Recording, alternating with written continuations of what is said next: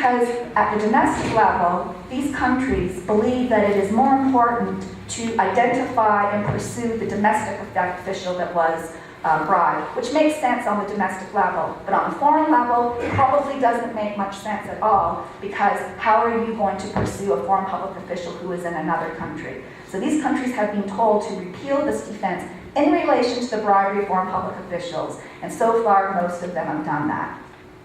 I just wanted to also mention Canada, since I'm in Canada here, and I already alluded to a major problem with Canada, that it does not have jurisdiction over the offense when it takes place abroad. This has been a long-standing concern of the working group for 10 years, but it was announced this year to the working group on bribery by the Canadian authorities that there is now a bill before Parliament to establish jurisdiction over the offense of bribing a foreign public official when it takes place in the foreign public official's country if the offense is committed by a Canadian national. So that's really, really good news.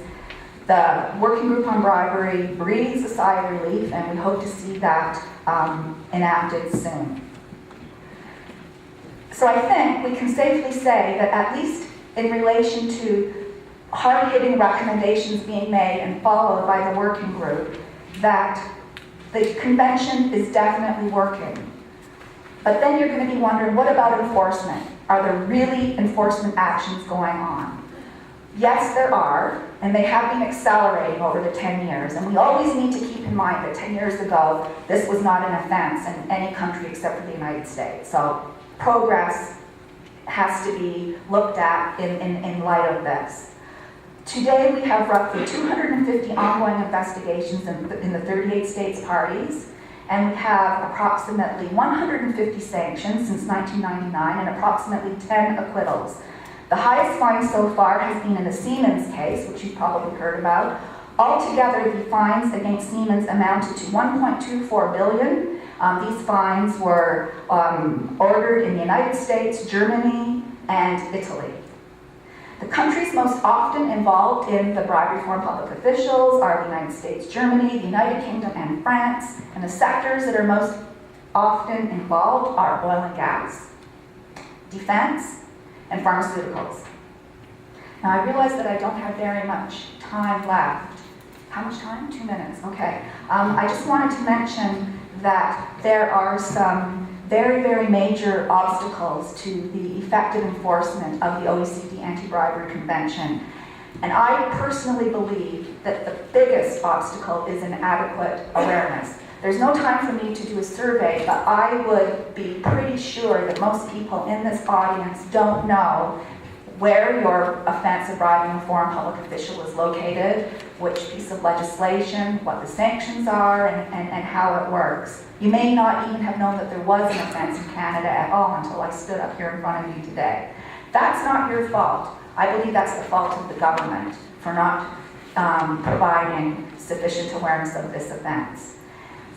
But Canada is not the only government that has done a bad job of this. In fact, the OECD Working Group on Bribery, the 38 states parties to the convention, recognize that they have all done a bad job. And recognizing this, they have decided that this year, on December 9th, International Anti-Corruption Day, they are going to embark on a major global awareness-raising initiative.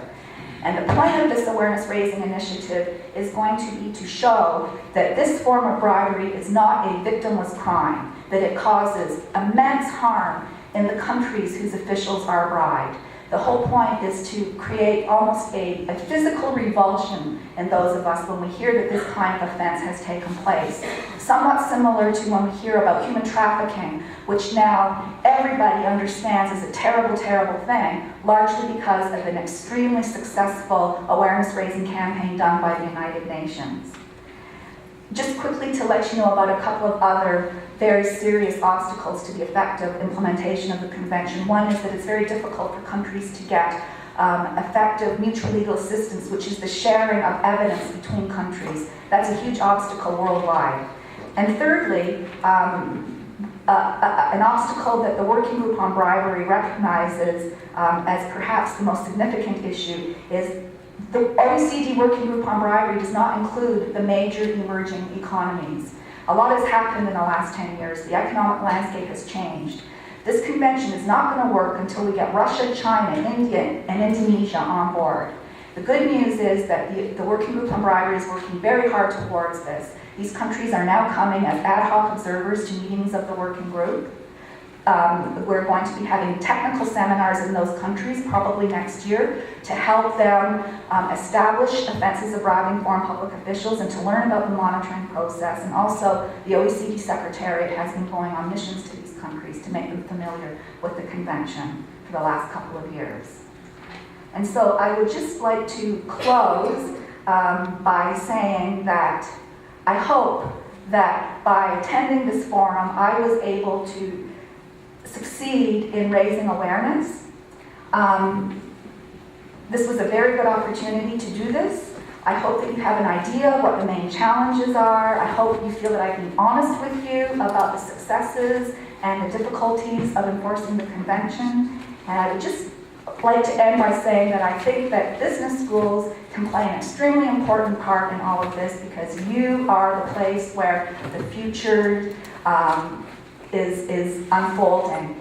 You are making the CEOs of tomorrow.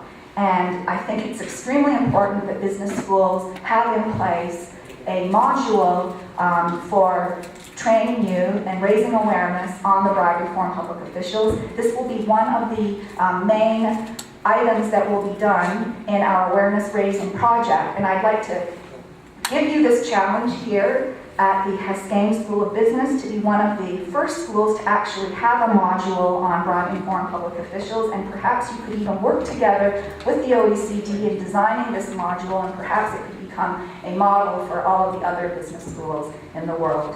And on that note, I would like to thank you again for inviting me here today and for your very considerate attention to my presentation. Thank you.